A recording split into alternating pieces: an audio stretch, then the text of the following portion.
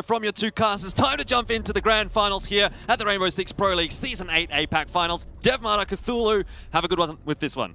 Map number 1 of Border. What's new? Nora-Rengo banning Glaz. Well, we've seen that time and time again. And interestingly enough, Fnatic are going to target ban Meriu himself from Nora-Rengo, get rid of the Ashe, just as Obey did at the Paris Major. Well, that worked quite well for Obey when facing against Nora-Rengo. Let's see what Fnatic will bring out on the defense. No mirror. That makes perfect sense. They've banned that quite a bit themselves, haven't they? Yeah, indeed. And I'm very much curious about the ban on from Nora, because they usually we would expect something like a Maestro or Echo, and there we go. There is an Echo ban, which they don't really want to deal against because he's very potent plan denial. Yeah, I mean, it's a lot of the intel gathering as well, that invisible intel gathering. Nora-Rengo banned that 35% of the time during the regular Pro League season, and Fnatic, we know them as a team that thrives off of intel. They play Valkyrie, they play Echo, and they glean all of the intel that they possibly can, use that to get picks. Now, I do remember I was, prior to the whole APAC clan, I was chatting with Infi and Ewok, and we were talking about how Nora plays it. The new Nora is very, it's still a fairly strat heavy, but it's still also quite able to do free roam plays with the the new lineup of 3 fraggers, whereas for Fnatic it feels just about similar kind of playstyle to me. And I'm curious whether this clash of similar playstyles, what would it reap? Because both of those teams can play aggressive, both of those teams can play safe. Would it be more of a kind of battle of just minds between the two strike callers, or would it be just whichever team makes less mistakes? What this is going to boil down to for me is the mental game for these teams. We've seen Nora-Rengo be so very strong in the past, but the point where they fall is the point where they start to doubt themselves, they start to second question their strategies and their ability to simply just push. So Fnatic will be doing everything that they can to put Nora-Rengo onto the back foot, and the perfect example of that is this Ashe ban. It's not some great strategic, amazing counter ban that removes a lot of utility, but what it does do is just force Meriu on their attack to be a little bit less comfortable, and every little bit of the mental game that Fnatic can bring forward will help them overcome the beast that is Nora-Rengo. I would have to full-on agree with you on that, and bringing in Rizraz on the IQ should be a good idea to get rid of those Val camps, because Walker will be definitely playing very, very aggressively from that security room, having that Valkyrie cam actually full-on ignored by the attackers, so this should be quite something spicy. Meanwhile, Lusty, Aces, and Neophyte are already making their way over to the south balcony. Might be the first people to see what they can do, because I don't think they're expecting the play of Valkyrie. Oh my God! Lord. Racial just shutting down Lusty. Down and out goes Zafia, and just like that, a very early man advantage. Wow, and a second kill, third kill, as Walker finds 2 kills, and I can hear the Japanese crowd in the background cheering as Rizraz pushes into the armory lockers and finds 1 kill, actually finds himself a second one. Magnet and Rizraz are bringing this one back. Rizraz, what was that shot? Just JJ left, the support carry for Nora-Rengo. He has to find 2 players. Nora-Rengo, this went south so very quickly, as the SMG-11 is what needs to do the work here. Wow. And Magnet, a swift 1-tap. Nora-Rengo, this is why you don't throw your leads. What was that quick comeback? We just were on 4-2. No, wait, better yet, that was 5-2, and all of a sudden we're back to 1v2 in favor of Fnatic. That was something just up above. And just looking at Nora-Rengo right there, they're thinking to themselves, wow, like we were winning that round and then we blinked and then we were losing it.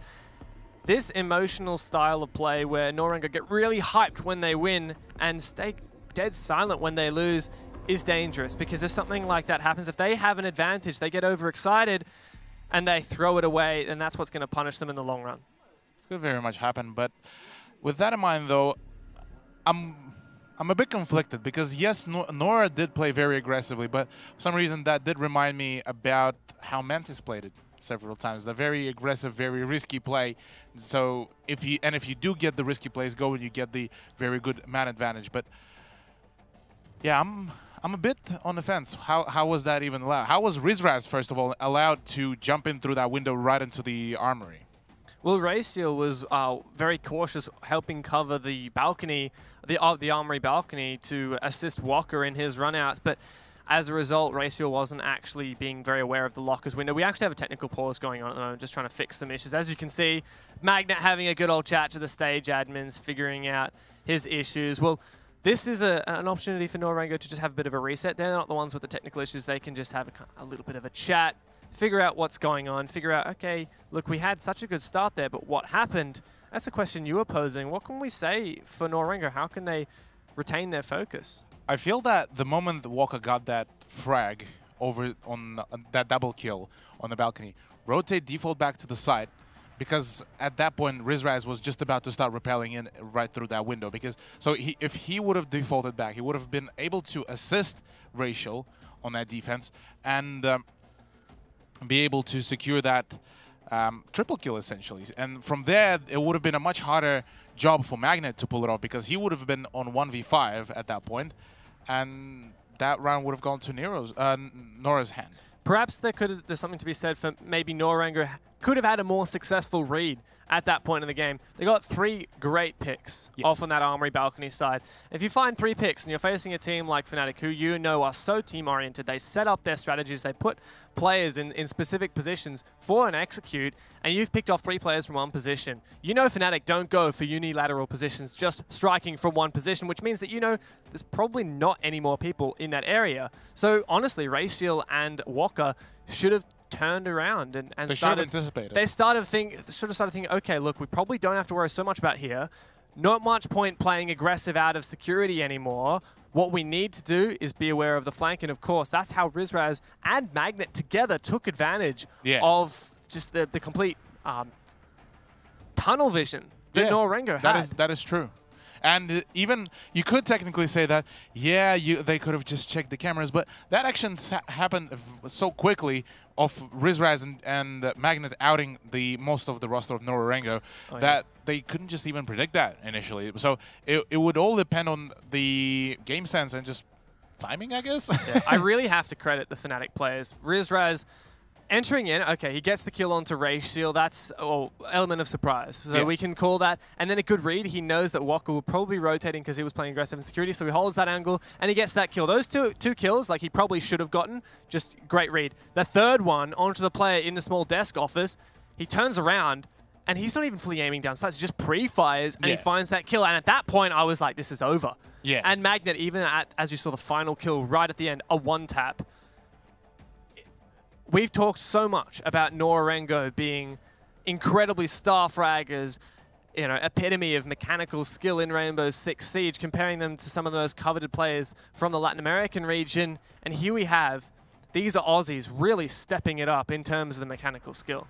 But the bigger question right now, at least for me, is that, yeah, if Nora loses this map, it's not that much of a showcase because this is Fnatic's pick. The bigger question will be the second map, being, I believe, Coastline. If they lose there, then that is pretty much it, essentially, because that is their map. They need to show up there pretty much on the ASAP.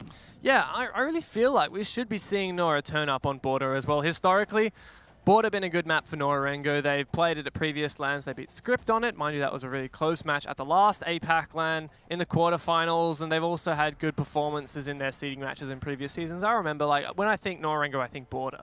Yeah. I think that's a map that I've seen them time and time again. And during the Pro League season, they played it, won it 5 out of 7 times. Yeah, but this time they also have a slightly different roster for that. So the performance might differ, but once again, I do want to emphasize the fact that the first round performance doesn't really show a whole lot. We saw several times throughout this whole weekend that first round, the, let's say, underdog team would just bulldoze the favorite team, and then the rest of the rounds just proceed to be completely the opposite way. So it feels to me that it's just a mind game between Fnatic and Nora, as in they would try to set the tone, the pace for the upcoming round, so that, let's say, if it's Nora and they know the Fnatic will be pushing from several sides, they would have to play very kind of chill. They need to be playing very safe instead of being aggressive. But if they do actually manage to call the bluff, they actually have a chance beating Fnatic. Well, the first round went the way of Fnatic. A good start from Nora-Rengo early in the round, but it was met by a great clutch from Magnet and Rizraz. Rizraz hasn't actually shown up really very much. Earlier today in his match against Avia, he was actually the worst rated player on his team, but he's already shown that he's back into it, and with the 5.52 commando, he's looking to deal some damage. Oh yeah, that was so much damage that I don't think any Flex Seal would have even helped. But back to the match, Rizraz once again back on that IQ, attempting to get rid of all of the potential utility that the attackers could use, and at this point, Walker might actually be playing from the very same position, tries to go for the run out, but manages to escape. Still would be revealing his position, now letting know the Fnatic members that they need to be even more cautious now that the god of crouch spamming within Nora just will be there. He is on that watch, and he's very scary. Yeah, and Aces is looking to just put some pressure onto Walker.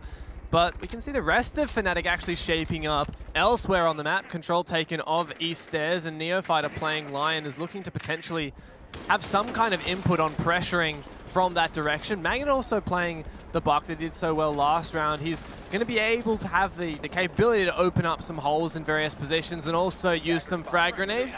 Very well timed in some of the common positions inside of CCTV, but unfortunately for him, Walker is not sitting there, and I really feel like a drone from one of the other players from Fnatic would have assisted and allowed Magnet to have some more intel and make a calculated play with that frag. I like this angle from Muryu from offices into the break room, because that could catch Lusty off guard very nicely. Neophyter, meanwhile, picks up a kill onto Papilia, and oh my lord, the drop shot from Walker will be securing the kill onto Rizraz. That is IQ out of the way, but JJ, meanwhile, will be taken out by Magnet. Walker picks up the kill onto Aces.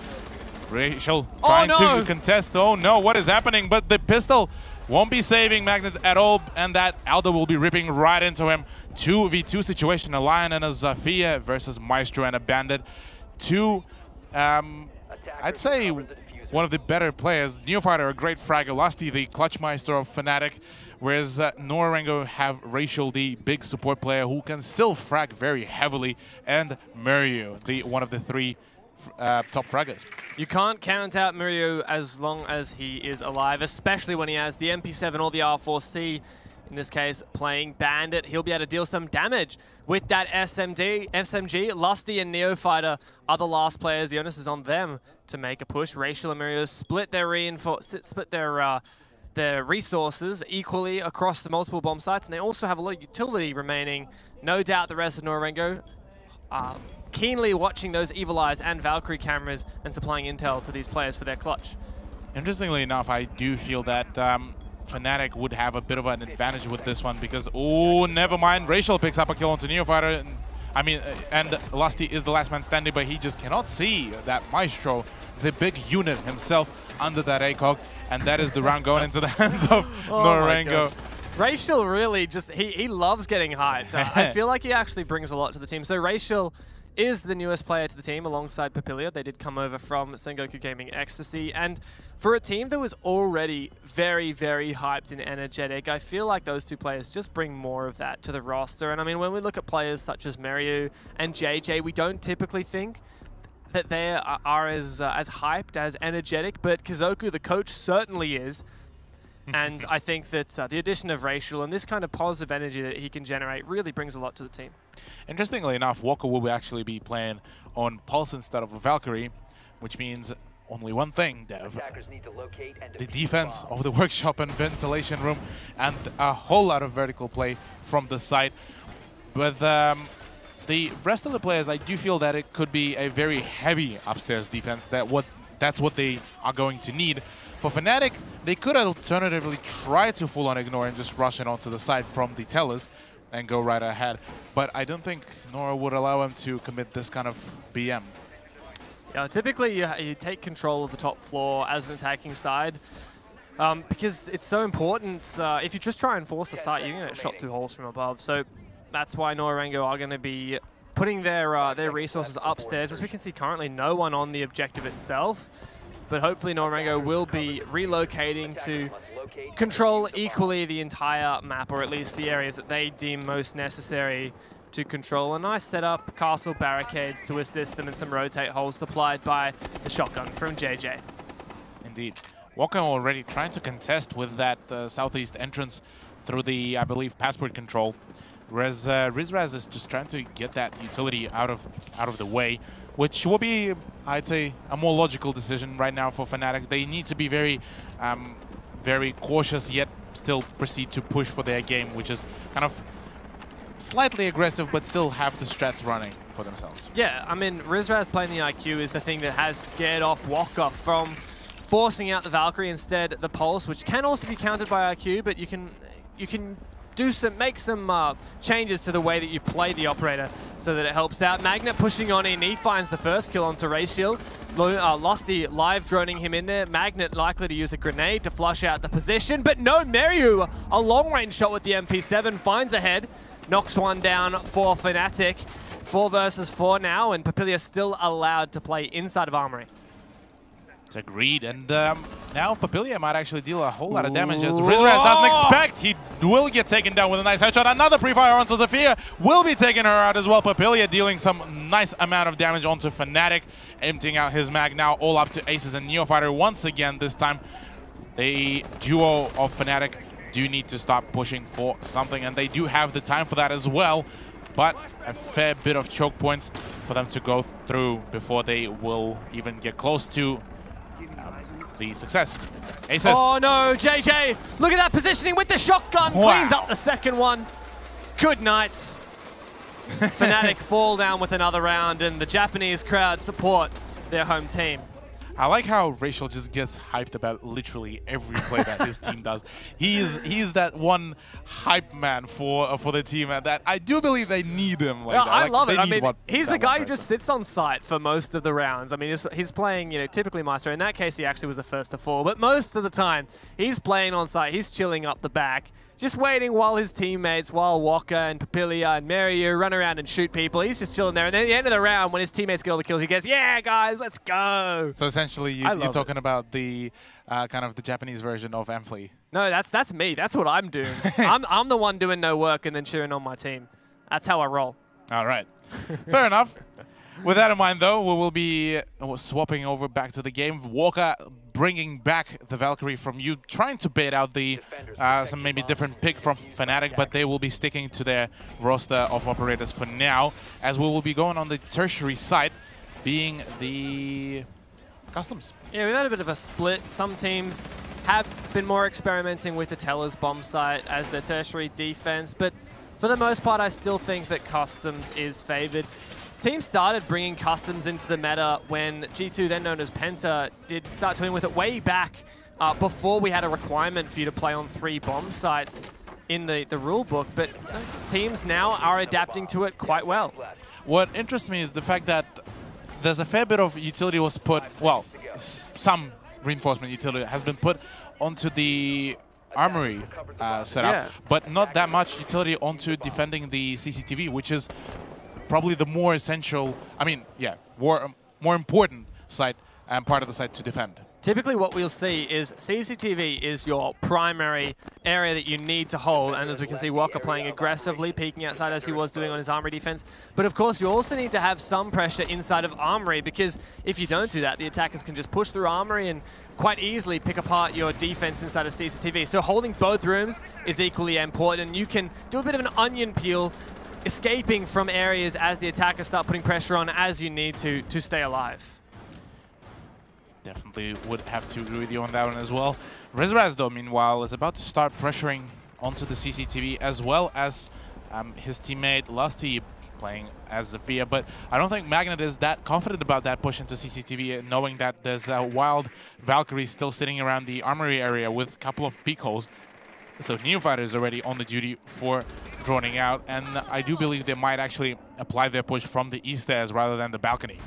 With a hollow sight, Lusty trying to attempt this long angle all the way from east stairs into CCTV. Not an angle we see all the time, but an angle that can be very well used to flush out the positions in that room. But Papillia are also willing to tease with the idea of contesting these angles. He's had a good game so far. It's up to him and JJ to hold this upstairs area, as Meryu, the first to fall for Nora-Rengo. And Papillia already getting himself tagged up quite substantially, will be defaulting back to the site. The only man standing is JJ, who will be sitting still around the security room. He will give away his position with those impact stun grenades as Walker picks up the kill onto Magnet, trading out the buck. One of the main soft breaches, and going for a very ballsy pick. He does pick up a kill onto Lusty. Can he get the third one as well? Because that will be just something out of a fairy tale. He does spot him. He goes for the pre-fire, but no, Aces will be setting him up. JJ is the last man standing, still on 100 health. Can he sort it out? He does manage to pick up a kill onto Rizraz, and a double kill. JJ, the absolute unit of a player for Nora-Rengo, leaves Fnatic with only one man standing, being Neofighter once again. What an amazing hold of CCTV from Nora-Rengo. Papilia took a lot of damage to decide, okay, time to get out of here, but JJ held fast, and Walker rotated over to help. Walker helps out, getting some kills, and then JJ, just hiding the whole time, is still there to clean it up, and that's going to force Fnatic into an impossible clutch position for Neofighter, as he has been spotted out. 20 seconds to go. He has one EE, one D. Lion is a powerful operator, but he's just not that good.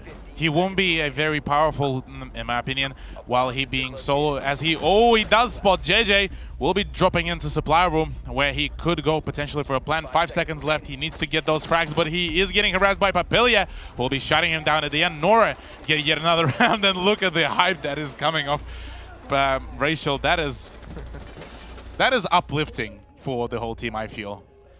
It's great to see Nora-Rengo performing at the top of their game, but on the flip side, look at the Fnatic camp.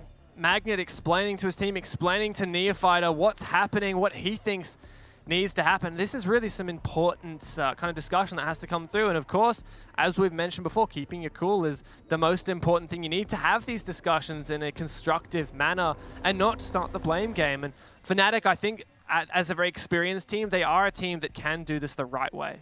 And it did look like Magnet was slightly annoyed, even to the point, I feel, because he looks at Ace saying, like, what's happening? Why is everyone dying around me? Why am I dying first? And Ace is being the main strat caller. He's the big brains, essentially, behind the team. I feel that he would have the kind of a good idea behind how could the team improve, and especially with that in mind, Dizzle could also chip in on that discussion. So I'm pretty sure if it's a tactical pause. Coaches can only talk during tactical pauses, and so it does restrict the amount of guidance that the Fnatic players can have. I mean, Daddy Diz can give them a helping hand 95% of the time, but there is a point where the other guys just have to step up on their own, face these decisions without that helping hand. So you need. So you're saying they need to get good? No, I'm not quite saying that. Look, I wouldn't want to deal with the aftermath of that if I did say that. But speaking of some strange plays that we did have our earlier cast as Monkey Fist and AM Flea reference earlier. What is Lusty doing playing Thinker? He's been really hammering it out today. And honestly, as a kind of avid hater of Thinker as an operator, I don't dislike that they're bringing it. I just want to know why. I'm not too sure what they were thinking about that, but... Thanks, Cthulhu. never heard that one before. Walker will be, though, bringing over also an oddity of an operator, being the Frost. But she might be actually a good decision as well, knowing that Fnatic barely check when they decide to jump in through the windows. They might actually catch off one or two players off Fnatic. Well, Fnatic are actually a team that do enjoy bringing Frost very, very frequently on this map, and it's to hold this CCTV the same way that Team Secret do it. They put these frost mats underneath windows, forcing a player who wants to jump in to, instead of shooting the players who might be peeking them, to shoot facing downwards. The issue as well is the fact that Nora didn't actually show any of the frost plays throughout the weekend so far, so maybe Fnatic were thinking that it would be primarily a bait, and that is not a bait at all, and this could actually work very well. Also, the fact that Rizraz is now on Blackbeard instead of Aces, who was a very efficient Blackbeard main. Touching on once again the roster that we do have from Fnatic, this is a absolutely ugly roster. We've got Blackbeard, Blitz, and look at that Thinker getting peeked onto. Lusty goes down. Murray looking for a second one, doesn't find it. The Thinker is off the board, but still Aces, the Blitz, gets away with his life. So that's a little bit of the strategy. Perhaps the Thinker was just brought to help Aces with his aiming down sights time on the Blitz. I'm not quite sure, but there you have it. Lusty's off the board. Yeah, and you do see Neofighters being extra careful with droning and making sure that there is no frost mat for this one. And right now, Rizraz is looking a bit spooked right now as well.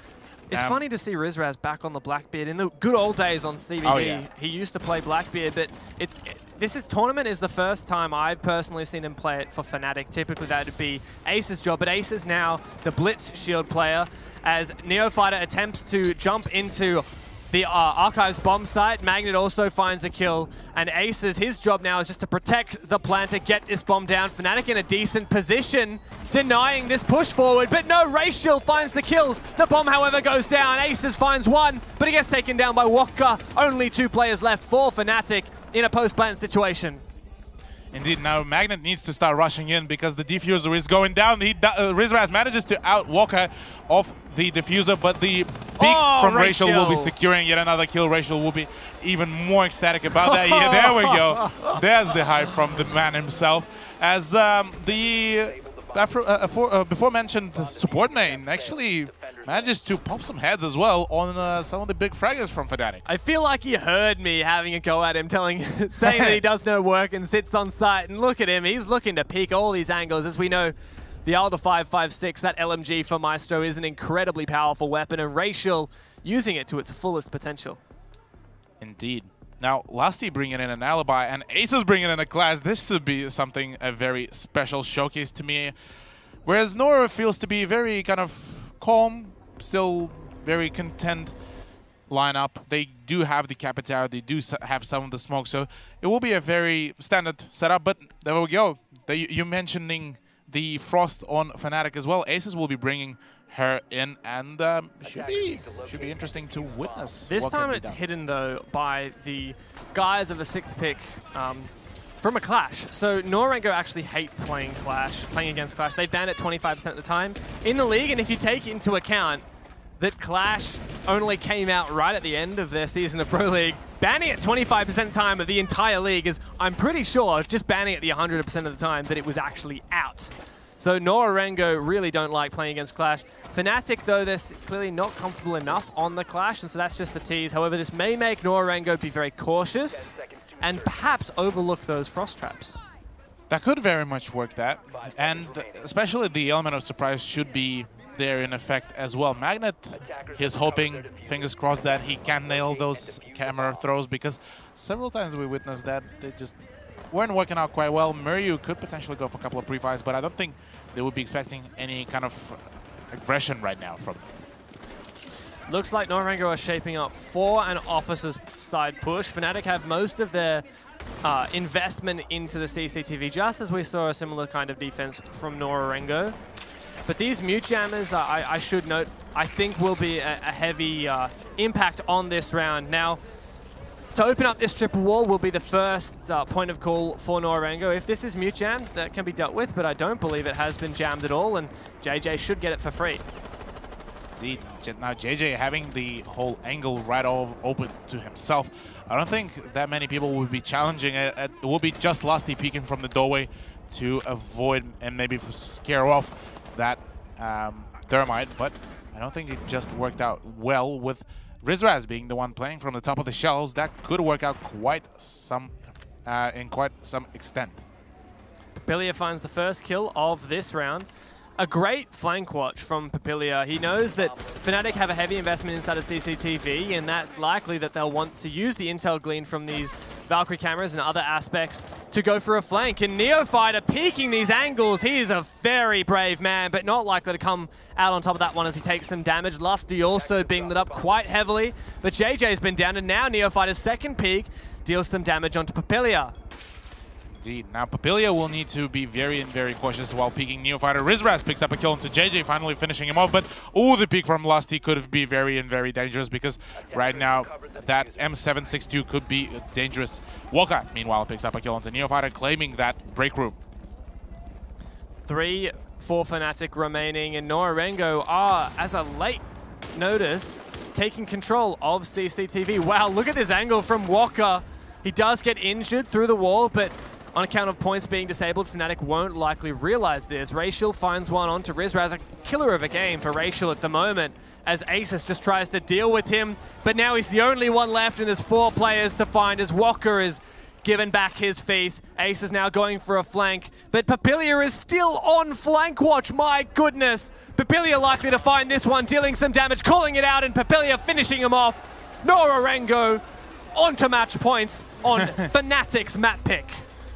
Yeah, very, very impressive performance so far, as Fnatic just unable to show any kind of force on their very own pick. And we were talking about that before, and I even mentioned that border is much more preferable site for Fnatic, but it seems that it's completely the opposite.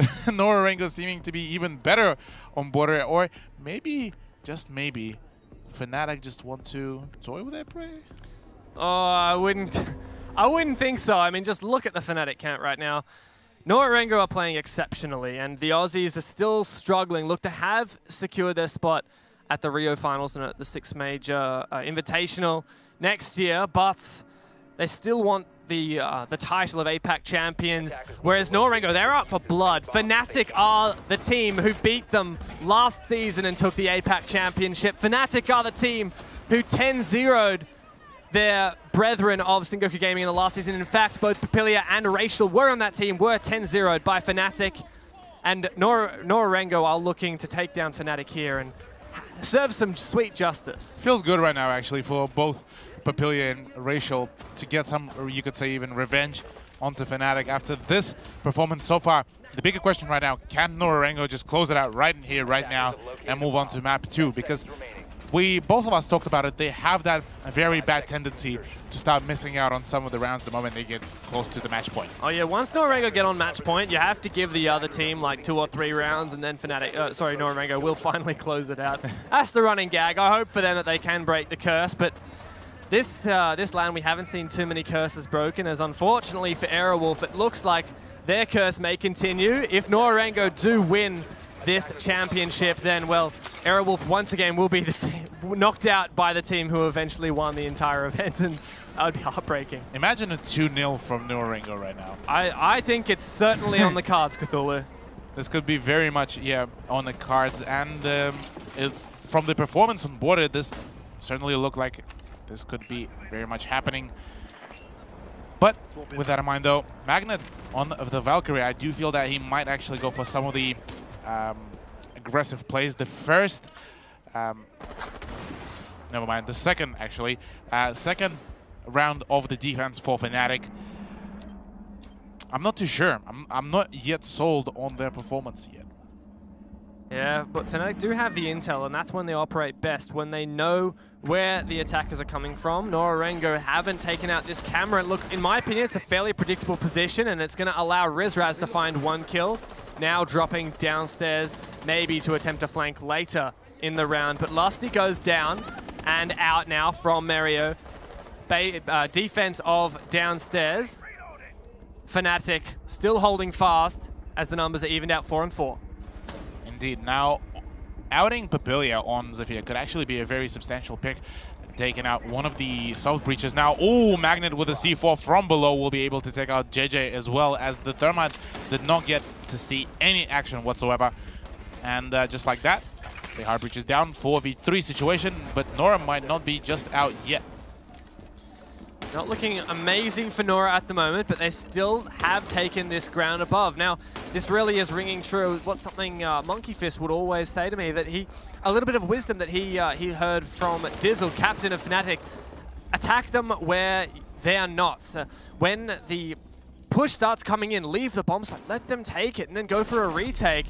It looks like what Rizraz was trying to go for, but Walker was aware of that presence and shut him down. And evening out the player count could be a good play right now. Oh my God! Nice play from Walker, taking out Magnet. Now 2v3 situation, and 25 seconds to go. The Aces picks up a kill into Rachel, denying the plant, as now 20 seconds left. Walker needs to start picking up the kills. He does pick up a kill into Neofighter, goes for the pistol. He needs to get the shots. He connects them onto Aces, and that is the first map going into the hands of Nora-Rengo. What a play. I think I nearly had a heart attack as well from that. Would not have been surprised if you did. What an amazing performance from Nora-Rengo, and Walker there as well to clutch it out in essentially the 2v1.